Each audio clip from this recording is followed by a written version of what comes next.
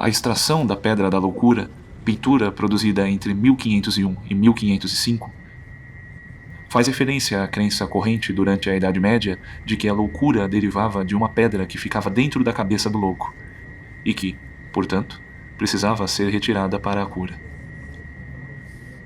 O médico começava pelo procedimento de trepanação, isto é, abria um buraco no crânio do louco.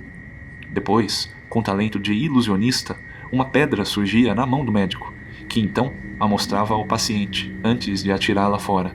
Essa encenação toda nada mais era do que uma tentativa de cura por meio da sugestão. Bosch, pintor neerlandês afeito à crítica e à ironia, ao tomar o tema para seu trabalho, subverte o lugar comum da pedra na cabeça, mencionando-o apenas no título da pintura. Na tela, o que se vê saindo da cabeça daquele que é considerado louco não é uma pedra, mas sim uma flor, o nenúfar. Esse gesto poético do artista é capaz de atuar na cultura, já que a partir de então, nos Países Baixos, cabeças de tulipa seria sinônimo de tontos. As personagens presentes no quadro, junto daquele do qual brota a flor, são o médico, o frade e a religiosa. Para ser mais preciso, o médico é um charlatão, como indica o funil usado como chapéu, que simboliza um pecado capital, a avareza.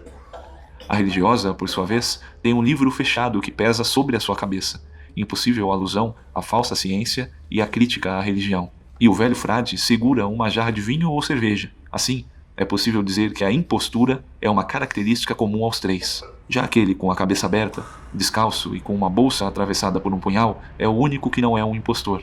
Ele encara diretamente quem olha o quadro. Desse modo, cria identificação com quem é capaz de ver o quadro geral e reconhecer sua condição de vítima nas mãos daqueles que têm o poder de torná-lo vítima, a ciência e a religião. Seu olhar busca a compreensão dos que o olham, a fim de que reconheçam quem tem a razão.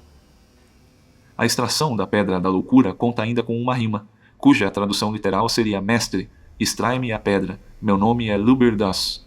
O verbo luber significa castrar, e Luberdas é um personagem cômico da literatura neerlandesa que encarna a estupidez. Dizer meu nome é Luberdas corresponde a dizer sou tonto. Desse modo, a remoção da flor seria uma espécie de castração, remoção dos desejos luxuriosos. A importância da cultura dos Países Baixos é fundamental para o entendimento da obra de El Bosco. Contemporâneo ao Renascimento italiano, os valores em jogo na produção pictórica do Renascimento flamengo são outros, como o próprio caráter de profanação presente em A Extração da Pedra da Loucura, de Bosch. Doido de pedra pode ser também aquele que, com comportamento agressivo, atira pedras nos outros. Essa designação é prova da estigmatização que a falta de compreensão causa. Como antes os médicos plantavam as pedras e atiravam na tentativa de cura por sugestão, hoje os modos de plantar as pedras nas cabeças são outros. As cabeças vão ficando cada vez mais pesadas, e os processos para retirar as pedras continuam bastante violentos. Por isso, é importante não ceder e seguir sendo a pedra no sapato dos que querem pisar em nossas cabeças.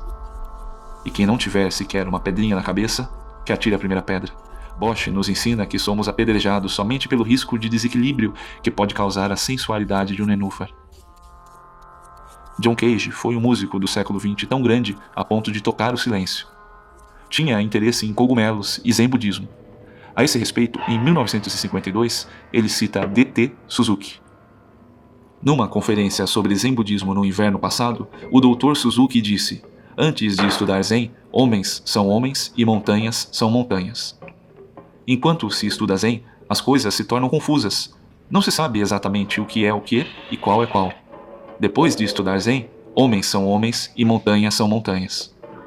Depois da conferência foi feita a pergunta: Dr. Suzuki, qual a diferença entre homens são homens e montanhas são montanhas antes de estudar zen e homens são homens e montanhas são montanhas depois de estudar zen? Suzuki respondeu: a mesma coisa, só um pouco como se você tivesse os pés um tanto fora do chão.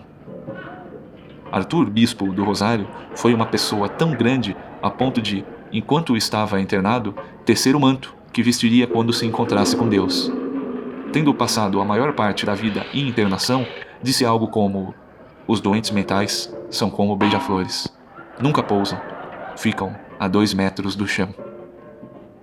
Tanto Cage quanto o bispo sabiam reconhecer o peso e a leveza da pedra, mas talvez, no Brasil, a pedra tenha adquirido um peso distinto, ao ponto de render internação a uma vida toda ao homem negro.